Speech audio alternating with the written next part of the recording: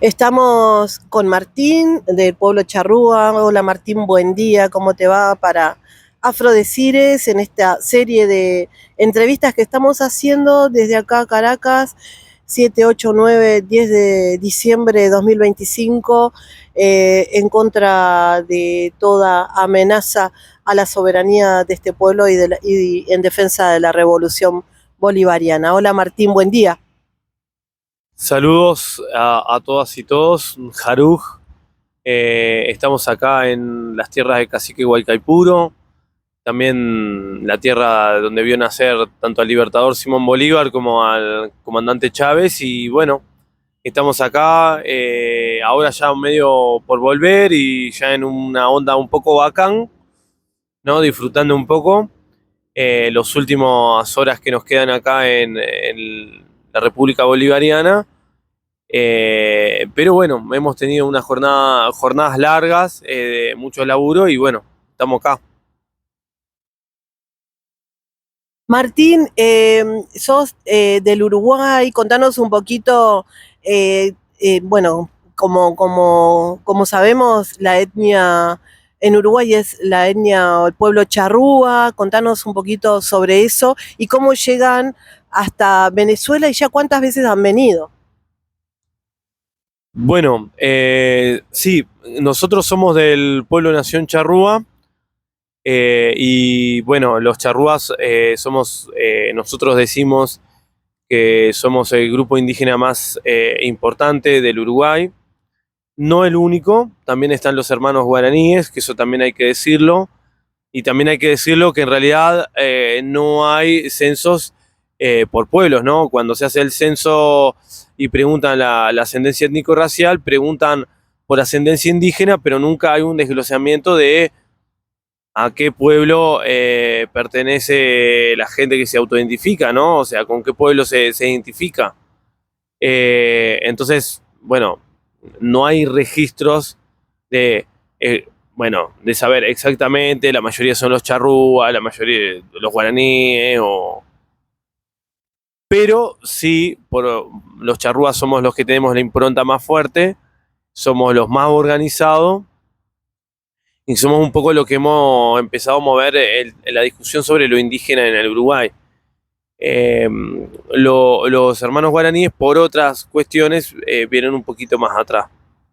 Pero no es que no existan, ¿no? Y bueno, y estamos acá en Venezuela, sobre la avenida acá en Venezuela. Eh, bueno, decir concretamente, yo originalmente había venido acá en el 2013, cuando todavía estaba Chávez vivo, en unos encuentros que se llamaban Indoamérica Joven, ¿no? Que eran unos encuentros de juventudes indígenas del continente. Después eso se corta, porque bueno, como sabrán, bueno, muerte de Hugo Chávez, después de la muerte de Hugo Chávez, empieza allá a partir de 2014-2015, empieza todo el proceso de disputa más fuerte de la derecha de forma más violenta, el tema de las guarimbas, el tema también de las sanciones más duras de Estados Unidos, ¿no? El último periodo de la administración Obama y el primer periodo de Trump es cuando se imponen las sanciones económicas más fuertes. Bueno, y ahora ni hablar, ahora hay hasta buques militares, ¿no? O sea, la cosa ha ido increciendo. Claramente la administración republicana tiene una cuestión muy jodida contra Venezuela, pero también recordar que Obama, su último periodo, empezó a implementar sanciones y también una crisis petrolera que bueno, eso hizo que, bueno, se pararan los encuentros en Venezuela, también porque los propios compañeros no tenían forma de garantizar seguridad en ninguna delegación internacional. Recordemos la época de las guarimbas, o sea, Venezuela estaba al borde de una guerra civil, ¿no? Y bueno, y más recientemente, a partir del 2024, que con Paula Suri, como delegados de los pueblos indígenas del Uruguay ante el FILAC, fuimos a la Asamblea General del FILAC que se realizó acá en Caracas, Venezuela. Una apuesta también del gobierno venezolano, como bueno, diciendo, bueno, que se haga el encuentro de un organismo internacional dedicado a los pueblos indígenas, que se haga acá en Venezuela. Y bueno, y ahí después quedó el contacto con los hermanos, tanto de la delegación indígena de Venezuela ante el FILAC, como también del Ministerio de Pueblos Indígenas. Y bueno, a partir de ahí, por ejemplo, la hermana Paula Soria ha venido varias veces, ha venido más veces que yo. Y bueno, y recientemente, bueno, en el mes de principio de octubre, bueno, nos llegó la invitación para participar. Bueno, estuvimos participando en el encuentro en defensa de la madre tierra, que se preparó un documento para entregar a la COP30 acá en Venezuela. Y bueno, y ahora volvimos a Asamblea de los Pueblos por la Soberanía y la Paz. Bueno, esa es como la experiencia que hemos tenido acá en Venezuela. Martín, ¿y qué expectativas se tiene como pueblo nación charrúa desde lo interno, sumándose a esta unidad de los pueblos a la que llama la República Bolivariana, para llevar a los distintos pueblos y a los territorios ya dentro del territorio uruguayo?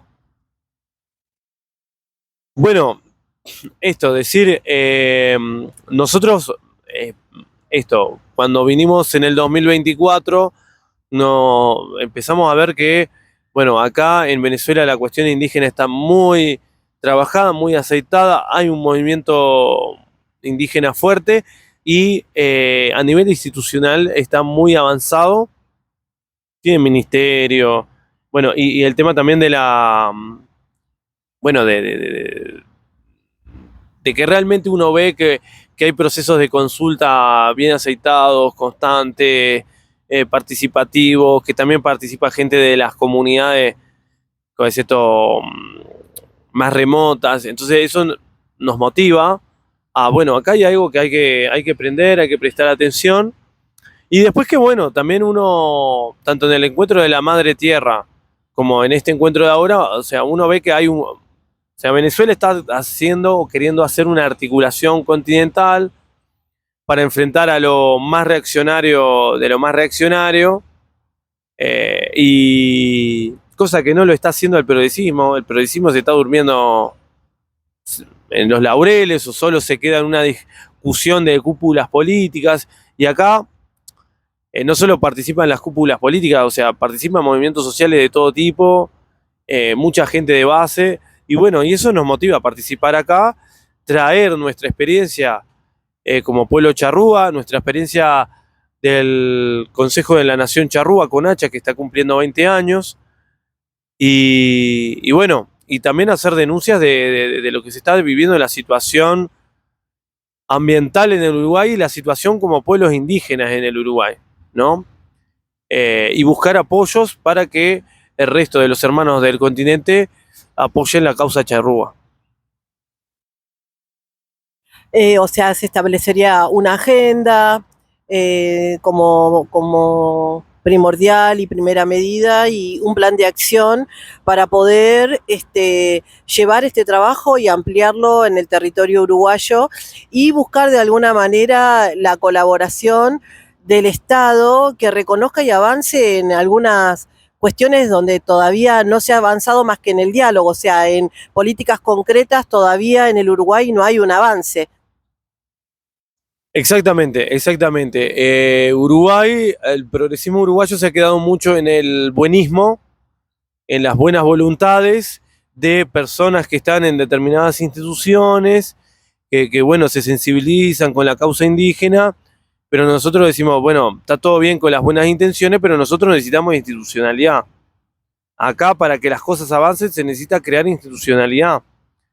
Si queremos que las cosas vayan más allá de el presidente de turno o más allá de fulanito que está en tal cargo, tiene que haber institucionalidad y para eso hay que hacer ley, hay que crear leyes. hay que crear secretarías y hay que crear unidades. Además, la ley le da el marco a la secretaría y a la unidad, le da su marco de laburo.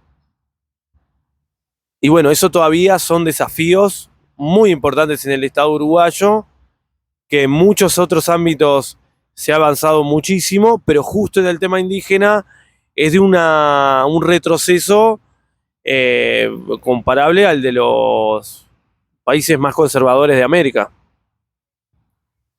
Es una paradoja sabiendo que, bueno, quien piensa en el Uruguay o quien piensa en la población uruguaya, enseguida aparece el nombre charrúa. O sea, los charrúas, vinieron los charrúas. Y es paradójico que aún no haya un avance a nivel institucional, que eso le otorgaría humanidad, sentido de humanidad a los pueblos. O sea, existimos. Eso produce un gran empoderamiento. Y además que en los territorios donde están la población charrúa empobrecida, dejaría de estar maquillada, dejaría de estar oculta para pasar definitivamente a una lucha por sus propios derechos, que lo hemos visto acá, que es maravilloso, ¿no? Replicar eso además unificar la lucha y promover este sentido de unidad del que se habló acá en este encuentro, me parece que es urgente, ¿verdad, Martín? Y bueno, para cerrar, me gustaría que, bueno, propongas o diga, dejes algún mensaje de lo que fue este encuentro, bueno, del retorno, de un llamado a la acción puntual desde los territorios para la población charrúa en Uruguay. Bueno, por un lado decir que nosotros acá planteamos, además de concretamente, ¿no? Como apoyos concretos a nuestra causa, bueno, planteamos el hecho de la relación entre la negación indígena y la inversión extranjera, que muchas veces el Uruguay vende a los grandes inversionistas extranjeros, ¿no? Uruguay sigue siendo un país que depende de la inversión extranjera directa, de una economía transnacionalizada totalmente, y vende el hecho de que no tiene pueblos indígenas, entonces no tienen que aplicar leyes indígenas, los derechos indígenas. Entonces hay una relación entre la negación indígena en el Uruguay y el proceso de acumulación capitalista, ¿no? O sea, el racismo antiindígena tiene mucho que ver con las formas de acumulación capitales que hay históricas del Uruguay y actuales concretamente, ¿no? Y también, y en ese sentido, bueno, hablamos también, por ejemplo, de estos megaproyectos energéticos que están llegando en el Uruguay, como lo es el tema del hidrógeno verde, como es las prospecciones petroleras que se avalaron ahora en estos días en el mar uruguayo, como es también el tema de la industria forestal. Y también una cosa que planteamos es el tema de una denuncia que se ha hecho a 3 hermanos, 3 inchalás del CONACHA, una denuncia judicial hecha por el Partido Colorado, que es un partido de derecha racista histórico del Uruguay. Y bueno, una de las personas denunciadas es mi persona, junto con otros 2 hermanos más. Y bueno, nos acusan de extremismo, de daño a la propiedad, bueno. Nosotros decimos que esto no es una discusión de vandalismo, sino que es una discusión política. Y que si estuviera reconocido el genocidio indígena y estuvieran reconocidos los derechos indígenas, esto no hubiera pasado, ¿no? Pero bueno, entonces llevamos este caso acá, lo planteamos y bueno, hemos visto la solidaridad de todos los pueblos del continente y la solidaridad concreta de los pueblos de Venezuela. Y también hemos estado acá también para brindar la solidaridad al pueblo venezolano y a los pueblos todos de nuestra Via Yala, porque bueno, vemos como desde esta revitalización del racismo al más puro estilo siglo XIX, estos movimientos de extrema derecha que se expanden por el continente con discursos racistas, así que es como volver al siglo XIX, como también el tema del colonialismo, ¿no? O sea, hoy en día parece que volvimos a la época de los imperios invasores que invaden así como si nada los países latinoamericanos, ¿no? Entonces, bueno, acá hay un tema que hay que defender la dignidad y en eso los charrúas estamos firmes.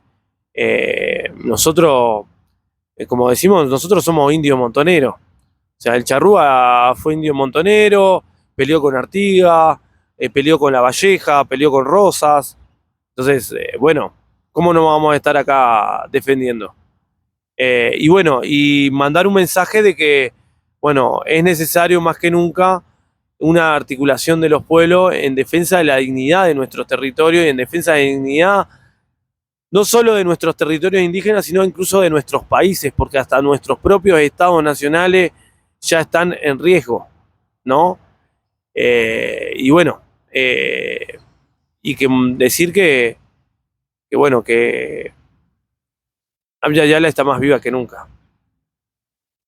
Bueno,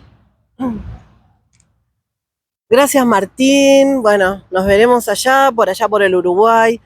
Y bueno, también decir que estamos acá en el Hotel Tamanaco, este hotel que fue recuperado para el pueblo por el comandante Chávez. En este lugar nos quedamos, nos cuidan, nos guardan y estamos en este momento, bueno, después de una semana de arduo trabajo, estamos en la última tarde donde podemos tomar un poco de sol y descansar después de estos días. Nos estamos viendo.